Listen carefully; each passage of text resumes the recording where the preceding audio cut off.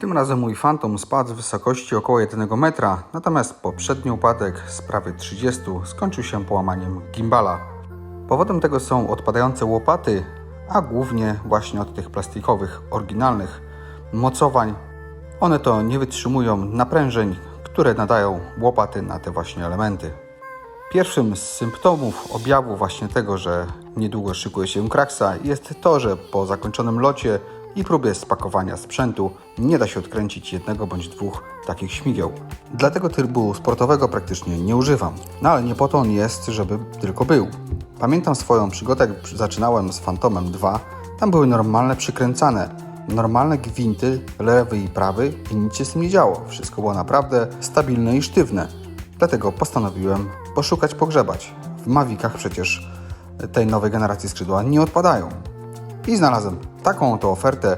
Co prawda zza oceanu przesyłka szła ponad miesiąc, ale widzisz, o takich gabarytach, trójramienne, składane łopaty wraz z kompletnymi adapterami wreszcie dotarły. Przy montażu należy zwrócić uwagę na oznaczenia, bo są śmigła oznaczone kropką białą, czyli tutaj akurat srebrną oraz czarną. I analogicznie czarne i białe te łopaty odwracają się w przeciwnym kierunku. I tak samo należy pilnować, aby gwint był lewo i prawo skrętny, tak żeby w trakcie lotu nie odkręcało nam się śmigło, a dokręcało. Oczywiście w pierwszej kolejności odkręcamy te stare, oryginalne mocowania. I tu zwróciłem uwagę na jedną rzecz. Poza tym, że jest więcej niż 3 otwory, to silnik nie odwraca się swobodnie, tak jak 3 pozostałe. Ale to może na inny temat.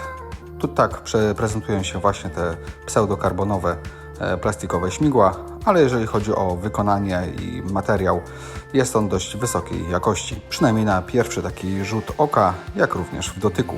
W zestawie, jak widzicie, jest klucz, śrubki oraz adaptery polakierowane na czarno i w surowym kolorze aluminium.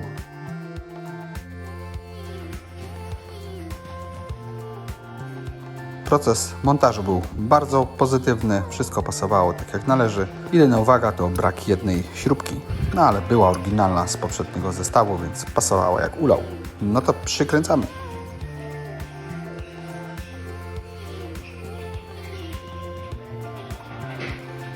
Jak widać, wszystko poszło zgodnie z planem.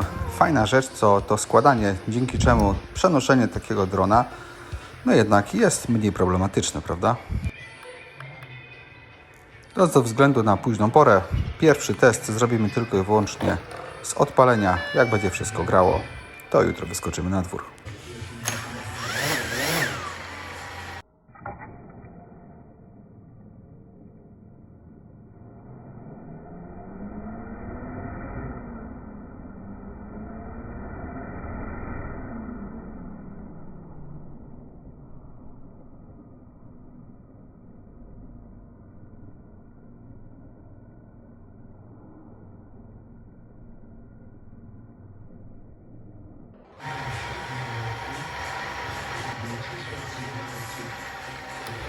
No i cóż, na sucho wydaje się być wszystko w porządku. Mam wrażenie, że faktycznie jest troszkę ciszej, no ale zobaczymy, jak to będzie dalej. W teorii ma być bardziej precyzyjnie, no i nawet dłużej ma polatać. Zobaczymy.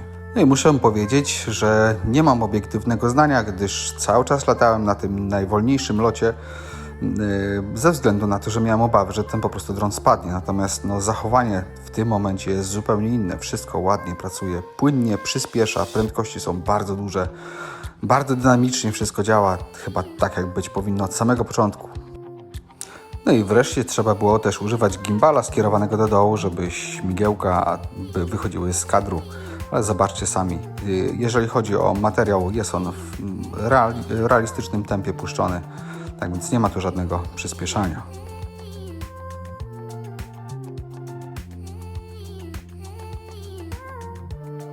Zresztą jak widać, pojazdy jadące z lewej strony poruszają się mniej więcej z podobną prędkością.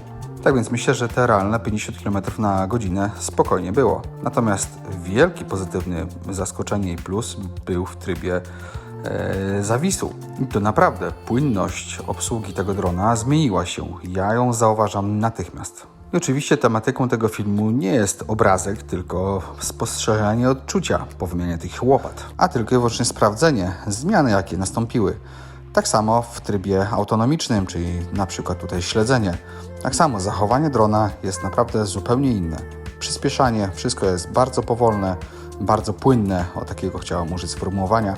Tak więc reakcja jest taka, jak być powinna, więc uważam, że decyzja o zmianie tych łopat na takie potrójne myślę, że jest dobra. Zobaczymy, jak to wyjdzie w praniu, ale jeżeli miałeś takie problemy, to polecam to rozwiązanie. Trzymaj się, na razie, cześć!